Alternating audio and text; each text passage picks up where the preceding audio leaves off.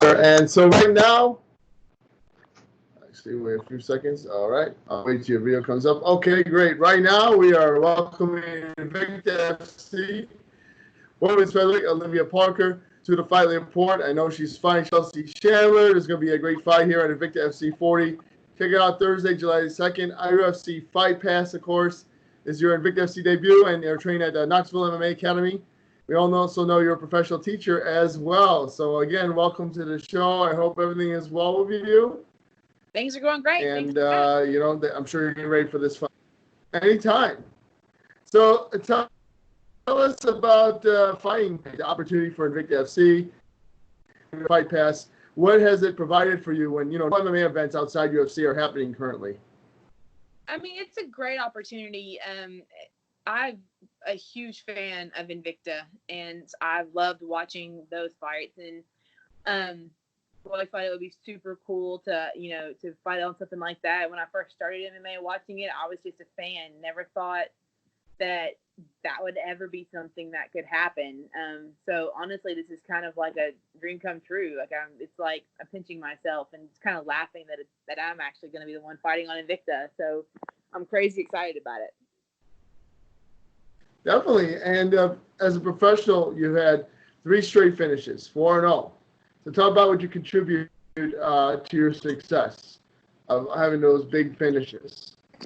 I think it's great. My coaches are wonderful, and my teammates are absolutely phenomenal. And when I get in the cage, I'm ready. They're with me.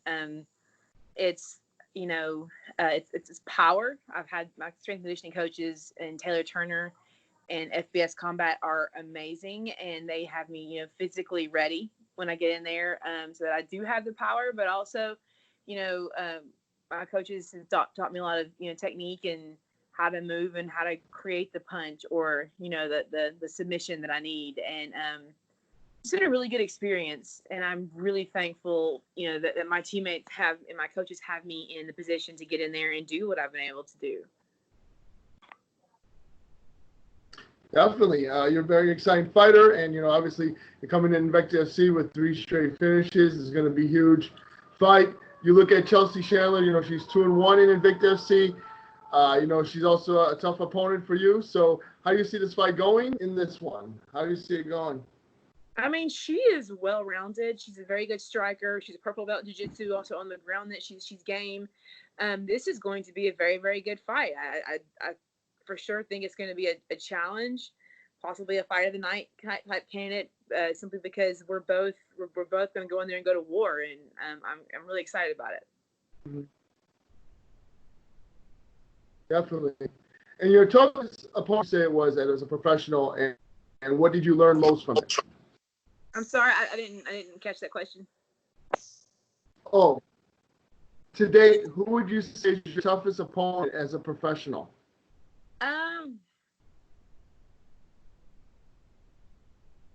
They've all had their points. I think Jen Morgan was just the biggest.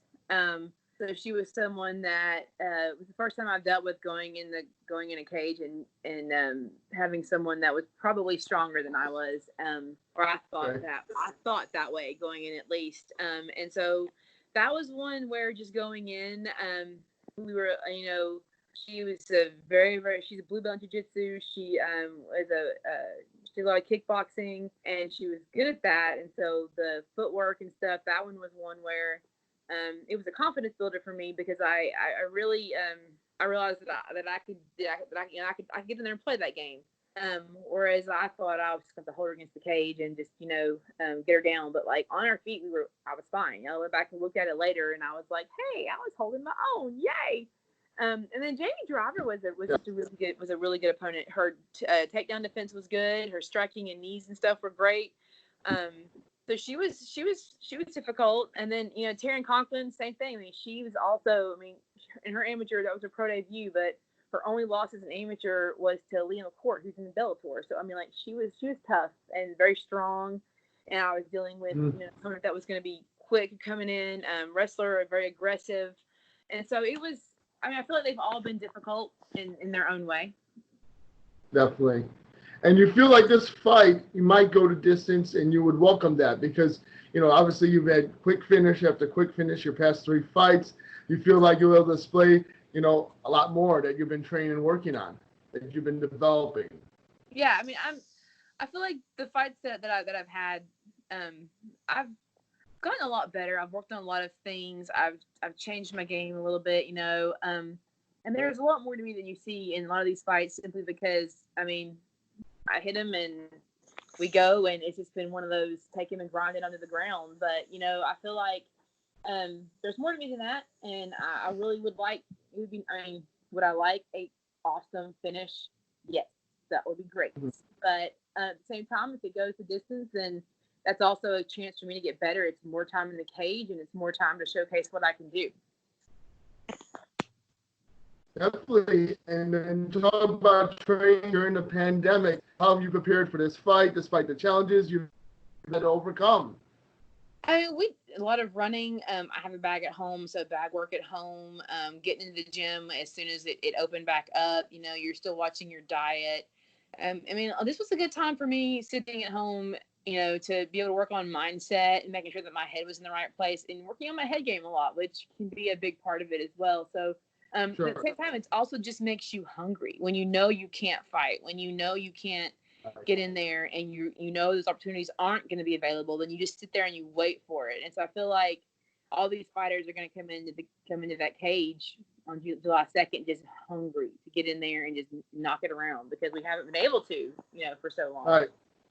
Definitely makes sense. And then also talk about this is your second fight in the women's featherweight division. Am I correct? And Yes. talk about how you've been transformed. Yes. How you felt you've been able to transform your body since going down, and how does it feel? When I fought at 145 the first time, I was a little bit nervous because I haven't weighed 145 since I was in middle school. So Right. part of me was like, what's going to happen? I mean, I liked fighting at 150 and 55. I felt like those were comfortable. But I was a little bit like, what's going to happen when I cut to 145? And we did it, and we cut down. And I can say that I felt so fast. Like my feet felt light. I just felt like I could move so quick. That's the best I've ever felt in the cage in that fight. So I'm excited. My coaches, my strength conditioning coach Taylor Turner, she's made me strong. We've been able to cut the weight down and make my body smaller without losing the power and the explosiveness, which is key. And so I feel like this is a good weight class for me. I feel like I feel great at this weight class, and I'm excited to keep going here. Definitely. And 5 pound Invicta FC is very deep as well. You have a lot of competition, and we saw somebody from UFC come there, like Megan Anderson, Cyborg, and whatnot. So I'm sure you're eager to test your mettle against them, right? Right. I'm excited to get in there and knock it around with those people. I mean, just to be experienced, and also I want to fight the best, and and Invicta allows me the opportunity to start doing that. And with Invicta FC on UFC Fight Pass, how you plan on grabbing the spotlight while you stay undefeated? Maybe impressing UFC in the process and possibly getting picked up by them. Right now, it's about enjoying this moment. You know what I mean? Like it's, I'm gonna go out there and I'm gonna fight. Her. She is the goal. That she is not a means to the end. She is the end. She's the person I'm in there to fight. I'm training for her, and what comes after that, that's between the Lord and and what happens. For right now, I'm just super excited to get in there and bang it out with her.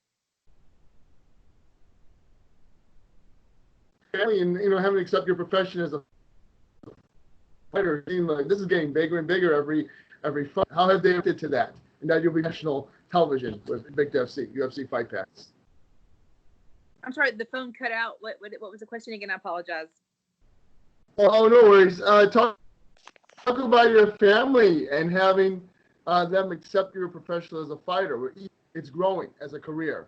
How have they reacted to that? They're crazy proud and they're crazy supportive. My husband, he's excited and he loves every second of it. We both loved watching, MMA before this whole thing started. And so I remember watching when Cyborg fought Gina Carano. And so we were both huge fans of the sport anyway, not ever thinking that I would ever be involved in this. So he's super excited about it. My kids, they train with me at the gym, so they're in there with me, like grinding it out. So I mean, they're crazy excited. They can't wait. So it's gonna be awesome. Definitely. And yes, for sure, they'll be watching from home like we all will on UFC Fight Pass. Mm-hmm. And then also as a teacher, yeah. And as a teacher, are you still teaching right now? Is this something that you're missing, interacting with your students during this time? Well, our school shut down in March. We still don't Okay. know for sure what's going to happen in the new school year, but that's not until August. So right now I am I guess I'm on the real summer break now, which would have actually started like about a month ago. We get out for summer on the end of May. We would have, but I've been out of school since the whole pandemic started. Okay. So nothing like virtual teaching or whatnot, virtual classroom yet. No, not right now. Just I guess just professional development Okay. stuff, getting ready for the next year. Definitely. And no fans, how do you feel that it will affect you?